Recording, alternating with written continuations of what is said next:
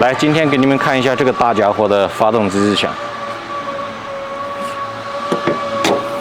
知道啊。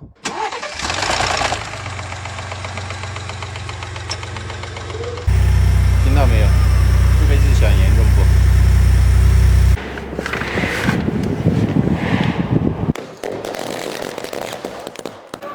像这款发动机也是有一个通病，像 F150啊、猛禽啊也是搭载同款发动机。到了一定的公里数，它就链能容易出现异响，链能那边损坏了。现在我们就把它打开来看一下我们的判断对不对，会不会翻车。费腰的一天又开始了。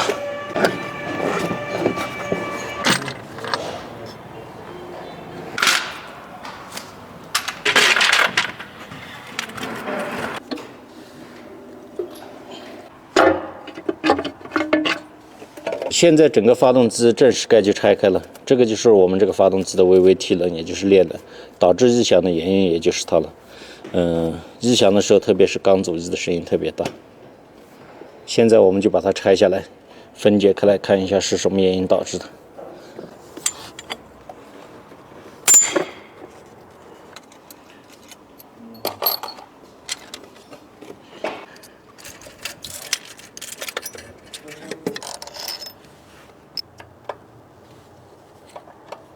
导致异响的罪魁祸首就是这个了。现在我就把它打开看一下是什么东西坏了。现在我们这个链能就打开了，导致它异响的原因呢就在这里，就是定位销这个位置磨损过度，这里都磨成椭圆的了，磨损过度以后卡不住，导致泄压，然后就产生异响。因为考虑到这每个链能都有不同程度的磨损，所以给客户的建议就是更换4个这个改进版的新号码的链能。现在就把拆下来这些零部件清洗干净，就可以开始组装了。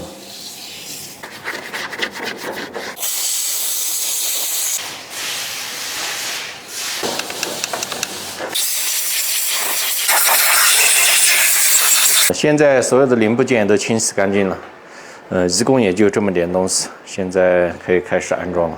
安装链能的时候是要注意这个 I 为进气，E 为排气。安装的时候要注意，它是有定位销的，对准才装得到位。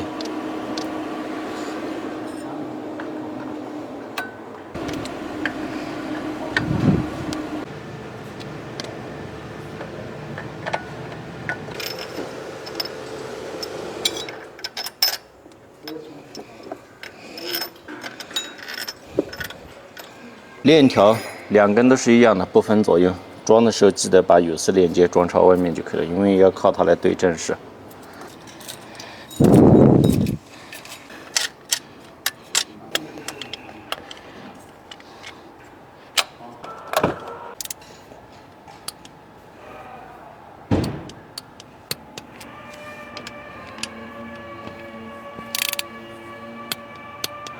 正时点就是进气的 I 这个箭头对准这个点，对准有丝链接；排气的 E 这个箭头对准这个点，对这个有丝链接。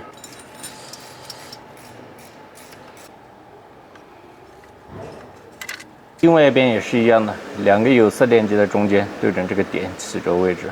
拖轮轴也是一样，排气拖轮轴 E 箭头点对有丝链接，进气 I 箭头点对有丝链接。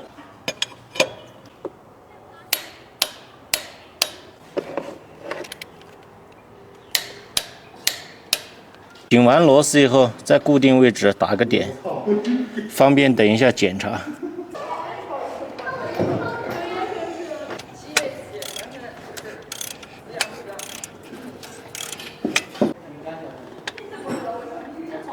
然后把它转在刚才画的点上，转到位置以后，再检查一下刚才打的点，拖轮轴位置、起轴位置正了没有？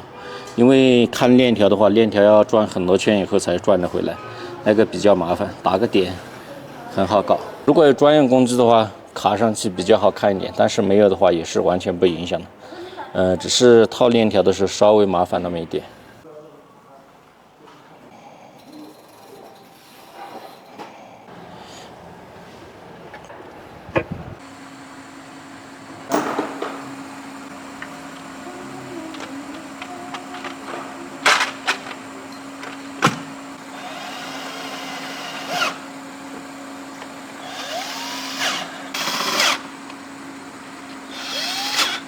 现在这个林肯发动机也是装配完成了，启动了，给你们看一下问题解决了没有。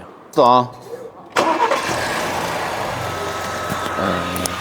现在这个声音的话就很正常了，基本上没有什么其他的噪音了。现在把它整体清洗一下就可以交车了。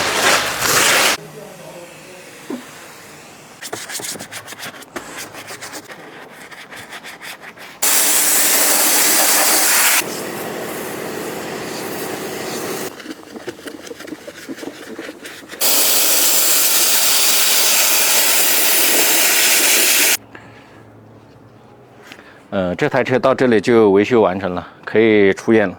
像你们平时有维修保养、维修发动机啊、底盘异响方面，都可以联系我们。好，点赞加关注，支持下工作，要不然的话，老板要扣工资了。